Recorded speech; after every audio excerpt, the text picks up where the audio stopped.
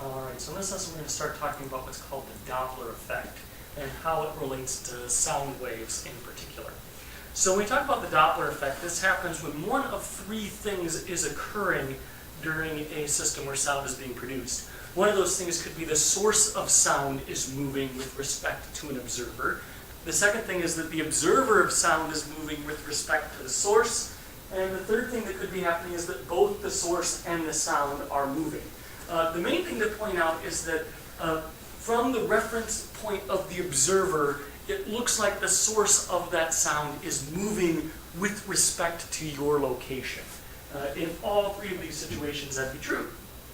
Now, what happens in the Doppler effect is that the wavelength of sound changes, and therefore the frequency of sound that you experience also changes. And that change depends upon how the source of sound is moving and how fast the source of sound is moving compared to the observer.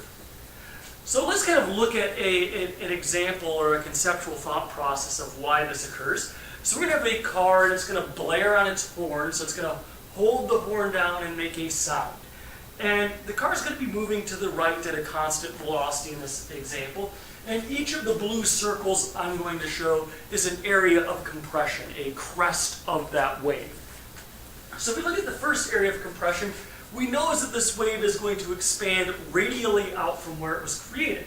So that second, or that outside circle now, is what would happen if we expanded that inside circle out a certain distance.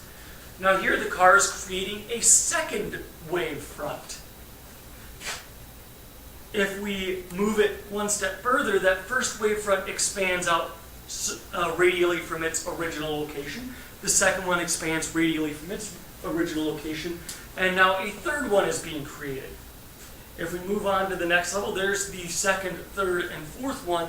And the one thing to point out about this diagram is it looks like waves are closer together in front of the vehicle and further apart behind the vehicle. What this means is the wavelength of waves in front of the vehicle is smaller. Therefore, by the wave equation, V equals lambda times F. Wavelength times frequency gives you speed. The frequency of those waves should be higher. This means that if you're standing in front of the car, you're going to hear this horn at a higher pitch than what the horn actually is being played at. Now, if you're standing behind the car in this example, the waves get further apart, the wavelength gets bigger. Larger wavelength would relate to lower frequency, so the pitch would actually seem lower than what it actually is.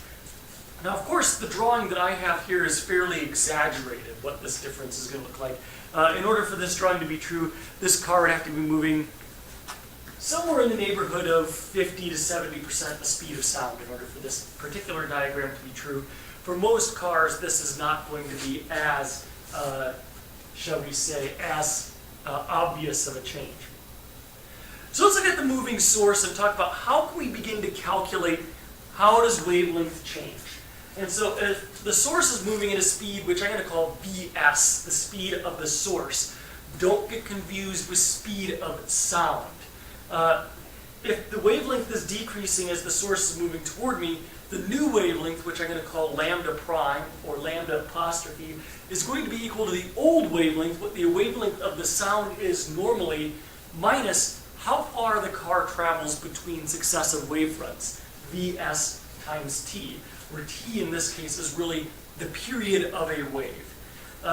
If we look at what happens as the source is moving away from you, the wavelength increases also by the same factor, Vs times t. So you take the original wavelength of the sound that's produced by the horn, and then add the distance that the car travels in one period of that sound, and so we get lambda plus Vs times t. Now, how we normally experience sound is in terms of pitch, and pitch is more closely related to frequency. So probably what I want to do is instead figure out what is the frequency an observer hears. And so the way that I'm going to do this is take V, the speed of sound, and divide it by lambda nu, or excuse me, lambda prime. And lambda prime is going to be the new wavelength that I would experience. So the frequency the observer hears, F0, is equal to V, the speed that sound is traveling at that moment of time, divided by what the wavelength the observer experiences is. So if we do a little bit of algebra, a little bit of math, we end up with two equations. And these two equations I have up here. The frequency of the observer here is if the source is moving toward the observer, looks like frequency of the source of sound, which I'm going to call Fs, times this ratio 1 over 1 minus Vs over V. So something about the ratio of speed of source compared to speed of sound makes a difference here in frequency. Now if we look at the source moving away from an observer, what we start to see is that it's the same looking equation except it's plus at the bottom. Now there are two things to point out here. One thing to point out is that if the speed of the source and the speed of sound are the same, what happens if the source is moving towards you is you experience no frequency. That's because the source is actually moving the same distance the wave is moving during the time the wave moves that distance. So what this would actually end up being is you get all these wave fronts piled up on top of each other. If you've ever heard of a sonic boom, that's what's happening in that case. We also run into some weird things if the speed of a source is larger than the speed of sound with a source moving toward the observer. What's actually going to happen in that scenario is you're not going to hear the source of sound until after the source has passed you. So if you have something like a supersonic jet which is going to drop a bomb on you, you aren't going to know the supersonic jet flew over you until after it's already passed you. That's probably not a good scenario to be in if you're getting a bomb dropped on you by a supersonic jet. These don't occur with the sources moving away from you. You can still do all the math and it works out just fine. Now what if you have a moving observer? Well, we actually get a similar type of effect if you have a moving observer toward and away from the source. And so I've got the two equations for moving observers, and here I'm going to use VO as the speed of the observer, and V as the speed of sound. And so if the observer is moving toward a source, you experience a higher frequency. And if the observer is moving away from the source, you experience a lower frequency. Now it's worth pointing out that this observer moving away from the source, you have that weird thing that happens with the source moving toward the observer. So one odd thing that happens mathematically here in the Doppler effect is one would think that it doesn't matter whether the source or the observer is moving, that you would experience the same thing if the source is moving towards you at a speed or you're moving toward it at a speed. But it kind of does. There is a little bit of a change in there. So the equation that I would use, that I would call the general equation, what if both an observer and a source are moving, looks like this. So if we have both the observer and the source moving, here's how we would deal with that type of scenario. The thing to remember, or the thing to point out is, are they moving and getting closer to one another? So either they're moving toward one another, or they're moving in the same direction, but one is catching up to the other one. It would be important to put, or are they moving and getting further apart? So moving and getting further apart could be they're moving the same direction, but one is outpacing the other one and getting further away from it, or they're just moving in opposite directions to begin with. Now it's worth pointing out that the Doppler effect does not only work with sound, it works with other types of waves as well. It would work with ocean waves, for example. If you have a source of a wave that is moving, you can actually then figure out how does the frequency of that wave look in front of that source versus behind that source. It also works when you're talking about light, too. One of the more famous experiments in the last 100 years in physics deals with the calculation of what's called the Hubble constant. And the Hubble constant is the rate of expansion of the universe. How Hubble actually came to this calculation was by doing a bunch of experiments on a specific type of star. I believe it's what's called a Cepheid variable, which is a type of star which has a very constant and very consistent frequency of light that it emits. And he looked for these in different galaxies and looked at how does the frequency that I observed here on Earth compare to the frequency that I know this star should be emitting. What he found is that all the galaxies that we can see in our sky are moving away from Earth. That's one of what I would call the three pillars of the Big Bang Theory that the universe is expanding, and we know it's expanding by the Hubble constant, and really by Doppler effect. He's not doing anything much fancier than this when he actually does his math. So let's do a quick example problem, and we're going to have a passing train.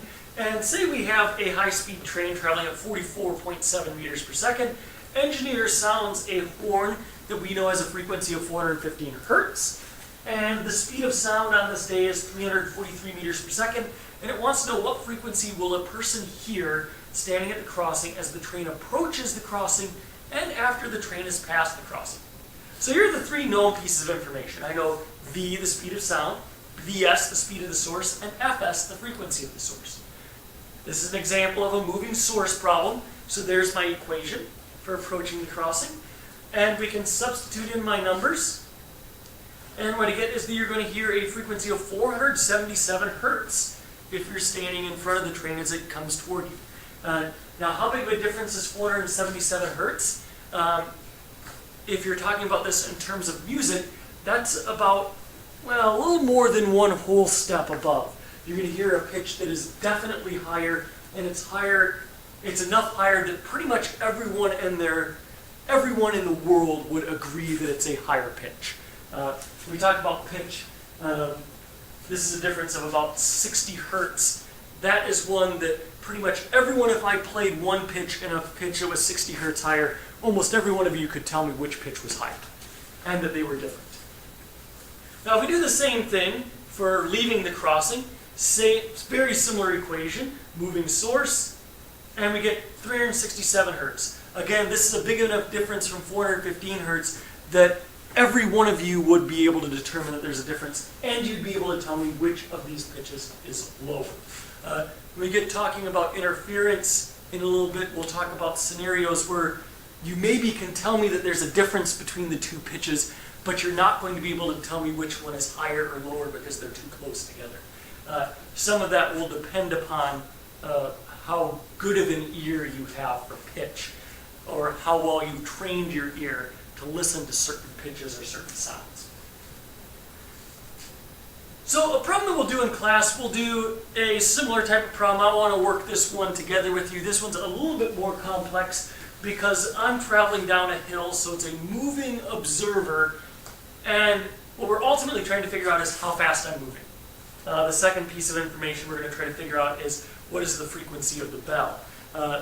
We'll actually work this problem together as a group and find out what the answers to those two questions are. So that's a quick overview of Doppler effect. Doppler effect will happen anytime you have a source of sound or a source of waves that's moving, an observer of sound or waves that's moving, or both a moving source and a moving observer.